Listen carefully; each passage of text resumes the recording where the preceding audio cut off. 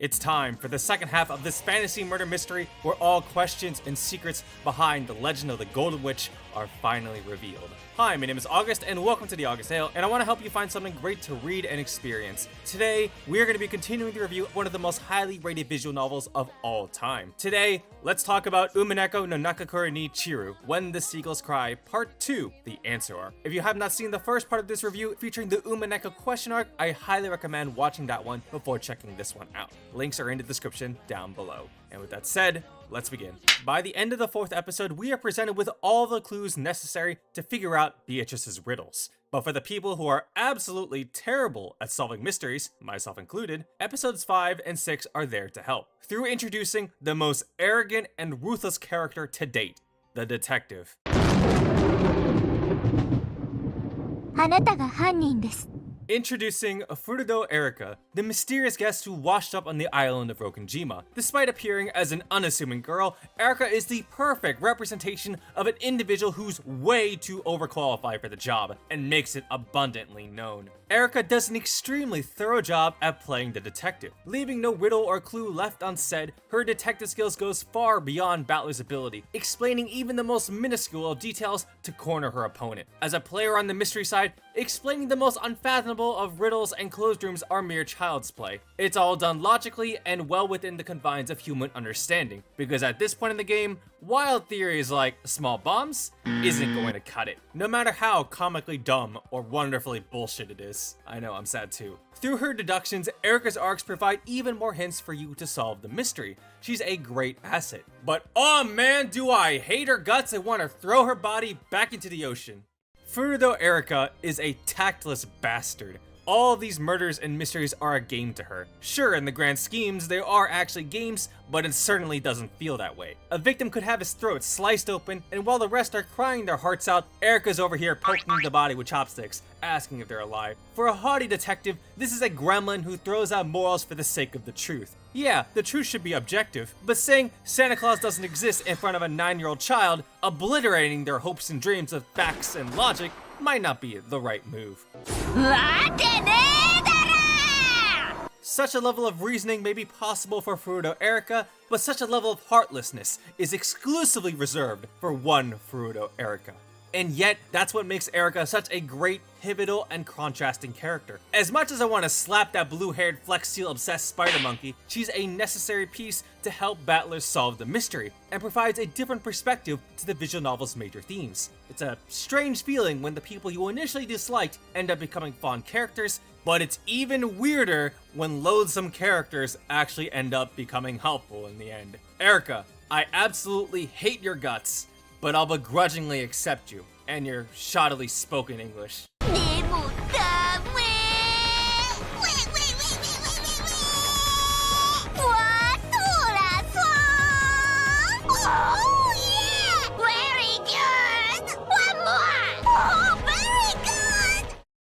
A tier. Now, the end of episode 5 and 6 are good stopping points to go back through the previous games and attempt to solve the riddles of the deaths. You could do this even as early as the 4th game, otherwise a certain witch isn't going to be very happy with you. Umineko actually encourages you to try to figure out who the culprit is. Well, they literally had me in the first half, because as we come to understand, Umineko shows you that the message of this mystery is indeed solvable, with a tangible culprit and logical methods of murder. I would even say, by not theorizing how it was done, you are unknowingly hurting yourself. While episode 7 is the big reveal, even at the very end, Umineko will tell you the answers, in the most non-explicit way possible. 第1のゲーム、第2の番、寄り添いし2人のムクロは幻は幻に、幻の鎖は幻しか閉じ込めない。 Umineko doesn't outright tell you who the culprit is and how the murders were performed. Even when the culprit is confessing right in front of you, the culprit isn't the one saying it, and solutions are provided in everyone's favorite: metaphors. By following the confession, it should be inferred who the culprit is, but for those who want direct confirmation, you aren't going to get that here. The metaphors are supposed to help guide your reasoning to understand what happened and what you're supposed to take away from it. If you do want a full explanation, the manga adaptation of Umineko will provide a written explanation of how the crimes were committed. And yet, I would even say that those explanations aren't even that important. The crux of this tale is not how the murders were done, but the motive behind it, the why done it. You cannot ignore the heart. The murders are insignificant, the epitaph riddle has no meaning, but the message behind it all is the true mystery of this tale that's basically like the modern equivalent of a Shakespearean romance, except more anime. Magical sword fighting and dense anime protagonist included.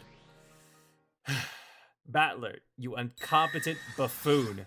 Holy shit, this episode hurts. Unfortunately, Umineko still suffers from its pacing issues. Except the Anto arc made it even worse. By dictating that Umineko is a mystery, the visual novel takes its time to eliminate any possible outstanding theories to identify the truth. The blue and red battles galore. But disproving these blue theories takes time. Lots of time. As a result, the story can drag. Don't get me wrong, it's damn effective. It just runs the risk of being repetitive and long-winded. Even when you disregard the detailed mystery scenes, the fantasy elements take a hit too. Balor and Beatrice's battles of red and blue text were emotionally engaging and exhilarating. The magic sequences and fights are captivating and exciting, and there's no doubt that episode 8 is pure show-stopping shonen fantasy action. But when you take all of this into retrospect, the Anto arc actually undermines all those moments when you realize how unproductive it all was to the actual mystery. How ironic that the very two genres Umineko was examining ends up with both genres working against the visual novel itself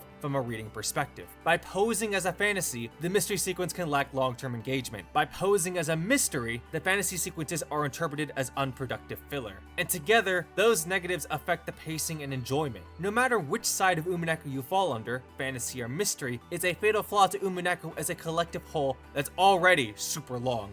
However, it's this meta-analysis of fiction that becomes the thematic backbone of episode 8.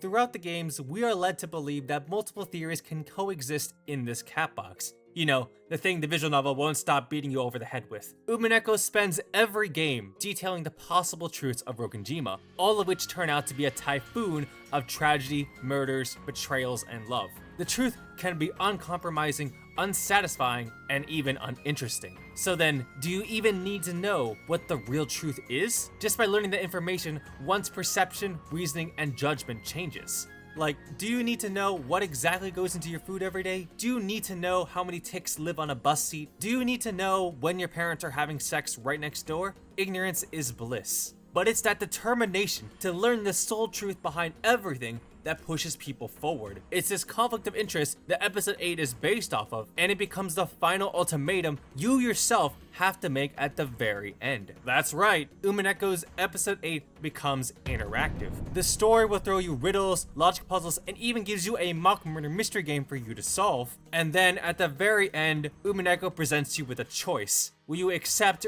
or reject the truth? Whether or not you open the cat box is a fundamental question that the visual novel asks you. There is no right answer, only the answer that you arrive at the end of this long journey. In conclusion, Umineko no Naka Koro appears as this classic inheritance murder mystery, but by its ending, it's so much more. Umineko crosses the genres between mystery and fantasy, thriller horror and tragic romance, and even goes the extra mile as a meta-narrative on how we interpret fiction itself.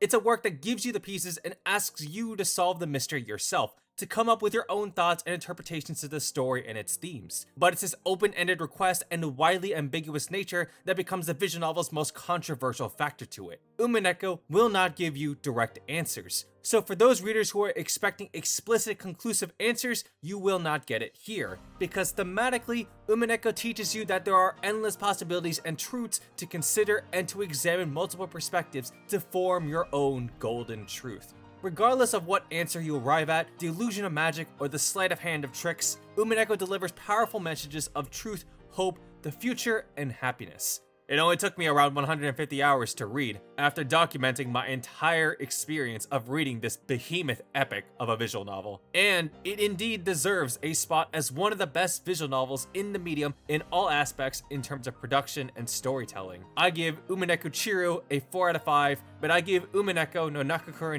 When the Seagulls Cry as a whole a 5 out of 5 with a seal of recommendation. And as always, subscribe if you liked the video and want to see more. Check back every week for new content. For more of my thoughts, you can find me on Twitter at TheAugustTale. Check out some of my other anime visual novels on my channel if you are interested. That's it for today. I'll see you all next time.